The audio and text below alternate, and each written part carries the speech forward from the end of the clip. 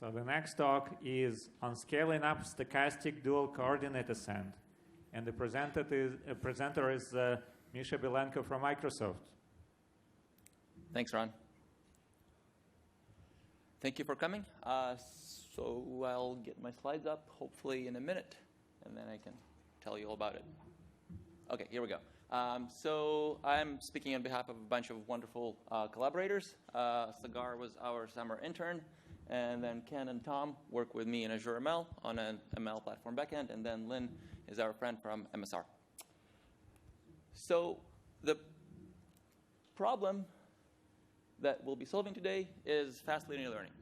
Linear learning is not as sexy as some other kinds of learning, but yet it's very widely used and wonderful. And we'll describe a really good way to make it very fast, scalable, and getting to work on very large data sets on any machine you want, including a laptop. So we'll start with some motivation. So the setting for us is looking at data sets which are not dramatically huge, but are pretty big. They're basically in tens of gigabytes to maybe 1 terabyte. And the reality is that they won't really fit into memory on a typical laptop or on a smaller machine. But they're also not that big, really, to fire up your big cluster and go ahead with the job queue and all that stuff that involved. If you look at the typical runtimes for data sets of this time, as you'll see, of this size, as you'll see, it only takes a few minutes on a single machine. So you don't really need to bother with distributed learning. Yet it would be nice to be able to go through tens of gigs on a single machine and learn good models.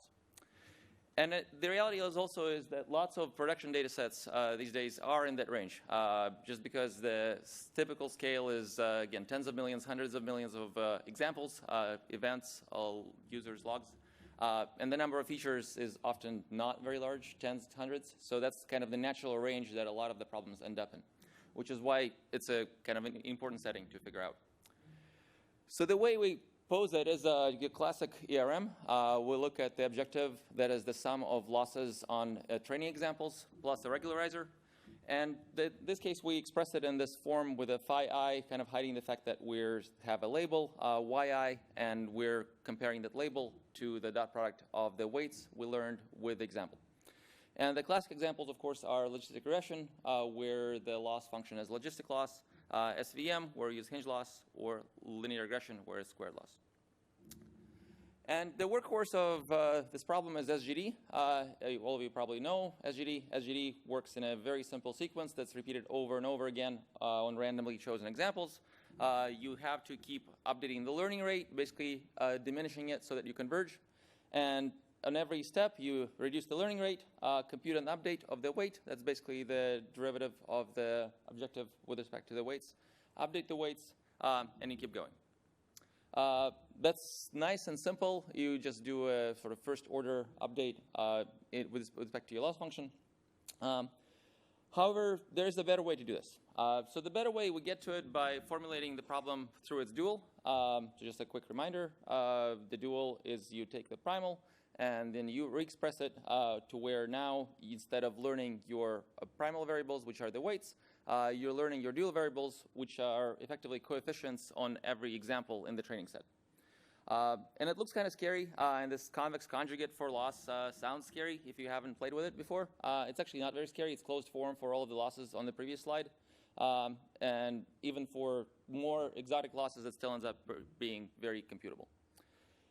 So there's a couple important properties and also kind of a picture of what the loss looks like in the dual space. So first of all, there's this notion of strong duality, which means that once we arrive at a good solution in the primal space, when we get good weights, it also means that the alpha i's, if we were to solve the dual, they directly should correspond to this formula where basically the weights are the averaged with the regularizer underneath sum of the xi's times alpha i's. You can think of them as support vectors. If you're familiar with SVMs, that's exactly the way SVMs are typically derived, going through the dual. So this whole algorithm, you can think of it as a better way of learning linear SVMs. And there's this notion of duality gap, is that we're learning in the dual, yet we're trying to converge to the same place as the primal. And how far we are tells us how far we still have to go before we converge. And so once we think of it, so there's this really nice family of algorithms, of which SDCA is the prototypical example, but by no means the only one. There's a great tutorial this year at ICML by Mark Schmidt and Peter Iktarik on basically both primal and primal-dual problems on this. And SDCA just emerged as one specific algorithm that is, again, being constantly improved, but that's doing really well without too much mucking with parameters and so on. And its operation actually is surprisingly similar to SGD. In fact, in the code base, the abstraction we have is very much the same. It's only a few lines of code that differ between the two. We still pick a random example in every iteration. Notably, we don't have to worry about things like learning rates. And now, instead of the gradient, we have to compute the dual update to the weight of the example that we just picked. And once we compute this dual update, this delta alpha I, we can use that to update both the primal variable as well as directly compute the update to the weights. So the dual and the primal get updated at the same time. So the algorithm ends up being very simple. It's easy to plug in different losses. It's modular, so it works well. And I think I just went over the fact that, yeah, they can just, if you just replace this bit with the update by the SGD update, you effectively have the same algorithm modulo the fact that you have to mess with the learning rate. So it's great for theoretical reasons. It converges much faster. If you read the nice papers on theory of SDCA, it'll tell you why. But effectively, you end up with a much faster convergence, which we do observe empirically. And the reason is, so if you look through the formulas, is that usually there's a kind of optimal way to set the regularizer, which ends up being on par with the number of examples, and that's what gives you this much faster acceleration. You can incorporate L1. It's known as proximal SDCA, and it also gives you sparse solutions if you care about zeroing out lots of your weights. So what's not so nice about SDCA is that, first of all, just the procedure itself is single-threaded because we go one example at a time. So given that all our machines now are multi-core, that's kind of a bummer and a waste of a bunch of cores. And second is that because we're operating on this one example at a time, randomly picked and update its coefficient, it effectively requires us to have the data set in memory, which, going back to the original motivation, becomes a problem once you're dealing with data sets in tens and hundreds of gigabytes. So here what we did is we took this wonderful algorithm and then we figured ways to solve these two annoying problems and make it scale. So first of all, we want to make it parallel in terms of using multiple cores. So there's this now classic approach called hog-wild for parallelizing SGD, and it's deceptively simple in that it says that, well, what you do is you just have a single copy of weights, you keep running, you update them, overriding threads, overriding each other, not caring, and everything converges to something that's going to be all right. Again, I'm trivializing what hog-wild has done because there's actually a wealth of papers on applications of it to, for example, doing matrix decomposition, lots of other problems, but effectively that's the gist of it. So the problem is that it doesn't quite converge to a good optimum in this case. So we tried that first, of course. We actually have proven, if you look at the paper, there's a proof that this, in the dual formulation, it also converges. However, it turns out, as proofs show, it converges to not quite the same optimum, and it's a problem because the optimum turns out to degrade quite significantly as you increase the number of threads. And so here's two problems, KDD Cup 2010, KDD Cup 2012. For 2010, you can see that, well, the suboptimality of primal is not that dramatic. In fact, there was a paper at ACML which have kind of latched onto that and said, okay, it's okay, we'll just be asynchronous. It's not going to hurt that much in terms of actual AUC or the holdout error. For 2012, actually, it does hurt with respect to the holdout error. So just doing vanilla hog-wild doesn't work.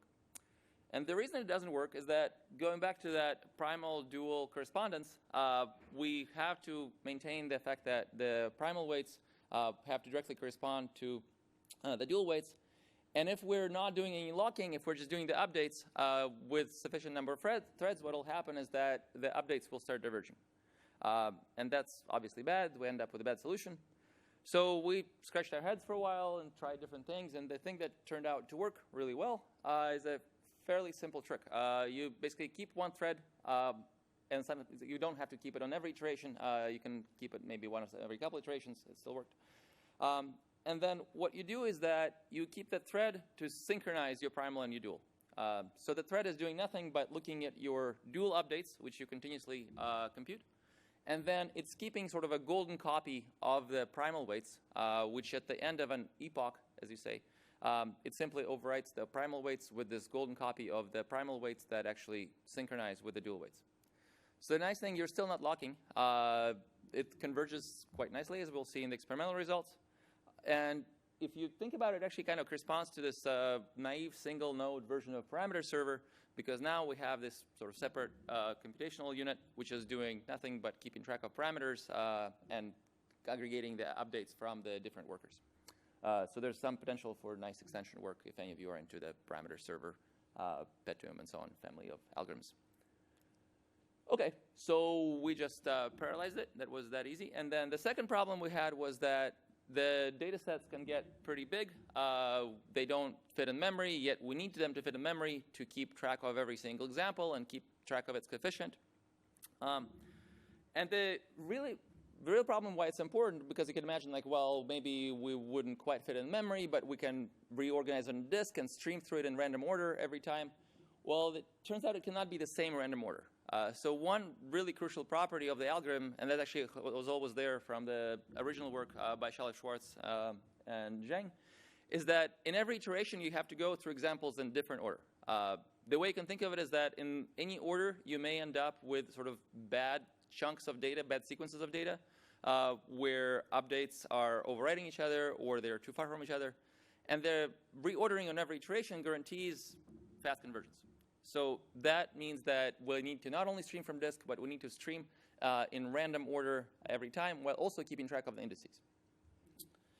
So that's more of an engineering solution for that, but again, it's doable. We call that seeded streaming pseudo-shuffling. And the trick there is that we save the data in block shape. So basically, we take chunks of rows, we serialize, and then we keep an index over those chunks. So when we need to stream over them in random order, we first take a seed, so we can know what the order can be repeatable. There's lots of good reasons why we want the whole thing to be seeded at every level.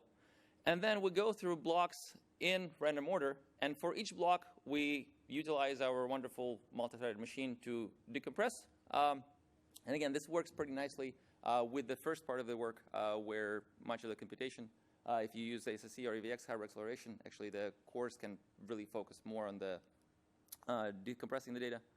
And then once you decompress the block with the multiple threads, you shuffle the data within the block, again seeded, and then you're serving them now in the pseudo-random order, but it turns out to be good enough. So as far as the algorithm is concerned, it's getting examples in random order on every iteration. We get with the index of alpha I, so you just have to keep the alpha i's in memory, and that ends up being easily doable for pretty large data sets. And so this allows you to now not worry about memory and simply stream. Surprisingly, this actually ends up being more efficient than doing it in memory for data sets that just push the boundaries of memory, because this way you get really good caching effects, as opposed to if you're doing random order, you just like load whatever your memory is, 4 or 8 gigs, and try doing random order on that. That will ruin your caching. So this actually ends up being faster empirically than doing true full memory loading. And so the picture you can keep in mind is that you have this block data reader. It reads blocks. There's a multi-threaded decompressor, and then it's just a producer-consumer pattern for the algorithm to pull these examples from the buffer. So let's look at some results and sort of show why this works. We took 3 pretty standard data sets that fall into this tens of gigs, tens of millions of examples, pretty sparse range. In practice, lots of problems with advertising, in email spam, all of the same flavor. Again, internally, we've had really good success with this in terms of shipping it to nice applications. And we compared it to baselines. First of all, the Hogwild SGD, because that's kind of the closest sibling, and it was pretty easy to implement it since we just had to swap out a few lines. We have a nice version of LBFGS, actually LQN, a pseudo quasi-Newton second order learner. And then liblinear and Vapil-Vabit are 2 public state-of-the-art benchmarks. To be fair, we did parameter sweeps for all learners, random over the core hyperparameters. VW authors helped us setting up for BW. To be fair, liblinear authors were actually sitting with us, still sitting with us, visiting us. So they did a fair baseline for liblinear. and then we ran each one on the same machine, not just single run at a time, so that there's no contention. And so here's the first result. So we do observe pretty nice speedups. Here we're just comparing in the top graphs two data sets. We're looking at suboptimality, so this is just the objective. The bottom graphs look at actually holdout AUC. So this is the true error on the held out set, on the test set. And the key thing is that you can see the x-axis is training time.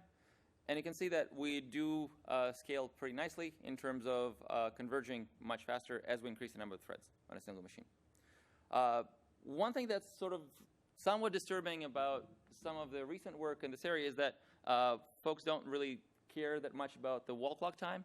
So for example, people look at distributed data sets and they will do things like running on RCV1, and they'll report times in multiple minutes, even though it's like a 1 gig data set, it should take about 10 to 20 seconds to converge. So here we were basically pretty sure to really tune everything, and here we are running through this sort of 10-ish gig data sets in a few minutes as promised, because that's pretty much the goal. So this shows that we can parallelize nicely and that convergence does indeed work. We do converge to the same AUC optimum and get to pretty low values in terms of the primal suboptimality, even though we're increasing the number of threads. So this is the second half where we're looking at the out of memory with pseudo-shuffling. And so this is the result that shows that if you don't do shuffling at all, that's the blue curves, that actually ends up being bad. You do converge eventually, but you converge much, much slower than if you were to reshuffle the examples on every iteration.